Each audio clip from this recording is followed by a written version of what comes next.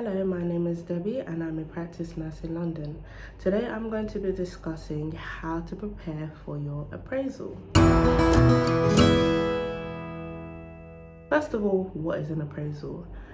To me, how I see an appraisal is a time where I can discuss with my manager, or in my case, GP partner, on my career progression, my career plans, my personal development, how I've been performing at work so far in the time that I have been here. So firstly, it's important that you know your job description. What has been asked of you? What is required of you to do in the time that you've been here? And has that changed since you started?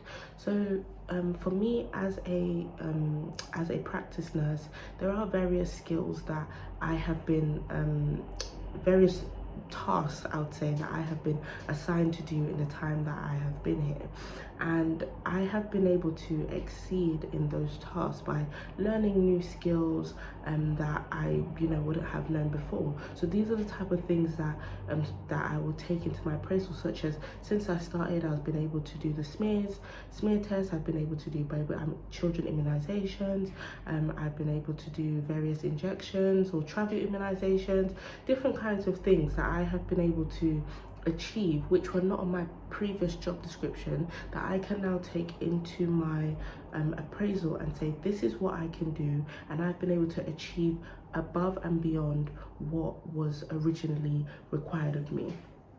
Another thing is not just to say, but to show and tell. So what achievements have you been able to do? Have you been able to go on various courses? Have you been able to, get feedback from patients?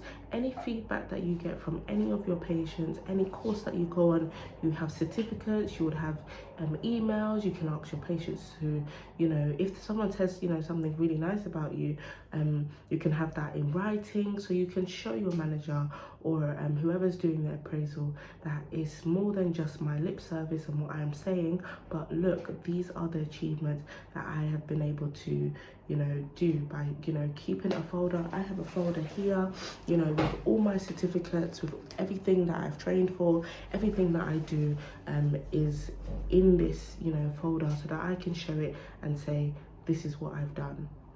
So when preparing for your appraisal, it's important to do things as you go along. In terms of, don't wait until your appraisal time before you're getting patient feedback or you're putting your certificates together.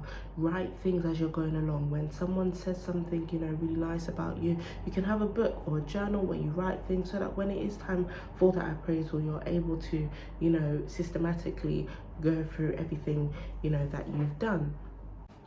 And as you're preparing for your appraisal, it's important to do things as you're going along, meaning that as you're getting these certificates, as you're getting patient feedback, write things down, have a journal, whatever the case may be, but don't wait until it's time for the appraisal before you start rummaging and running up and down looking for all the resources and everything that you need.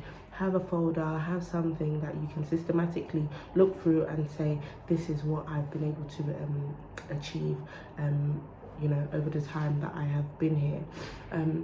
Another thing that's important is writing down your goals. What is it that you would like to achieve? You've been here for a certain amount of time, things might be getting a bit repetitive, you might want to learn a new skill, be able to say that, I've achieved all of this so far, and now I would now like to take things to a different level. I'd now like to achieve this skill and that skill. This is your personal development. This is your time to say what it is that you would like to do. Give yourself a time frame, give yourself certain goals that you would like to achieve. Another important thing is, how are you going to achieve those things? Do you need more study days? Do you need more study time? Things like that. These are the important things, because the truth is, you're not always going to have enough time to speak on these matters. Everybody's busy, especially for me in GP world. Everybody's in their rooms, everybody's just getting on with it, seeing their patients. So this is a time for you to tell them everything that you need. Are you getting the study days that you need to achieve the goals that you want? The problem with study days is, obviously, it costs your work for when I say your work, it costs your manager to let you go off and have those times. So they're not going to automatically give it to you. I mean, if they're nice, they will, but you have to request it and say, do you know what, I've been I've been on this course and I need to have a certain time out to be able to achieve what I can, to be able to achieve the best that I can in this course. So I need that study time off. And lastly, which is for me very important, is a pay review. You know, you've been able to say that I've done this, I've done that, patients are happy with me, everything seems to be going well. Can I have a pay rise? Can my, pay? And obviously this mainly applies to GP nurses, as we have to negotiate our pay, whereas in other fields of nursing that go by the agenda for change, this might be a time for possible career progression in terms of banding. If you're in a ward setting, seeing if there is a junior sister role or senior sister role available for you, or a time where you can now specialize. If you're working, I don't know, on a vascular ward, maybe you want to become a tissue viability nurse, or a respiratory ward, you want to become a specialist. This is a time to be able to say that I actually want to change my banding, or this is a time to say, I've actually been thinking about various other roles that I can take, other responsibilities that I could take, which could obviously in turn lead to a pay rise. And then it's also important to be honest with your where you are at the moment. The job as a nurse is very tasking, and sometimes what is expected of us, we're not meeting it, not because we cannot, but we just need more support from our management. And if you're able to prepare and plan for the appraisal well enough and be able to be honest, you should have a good appraisal.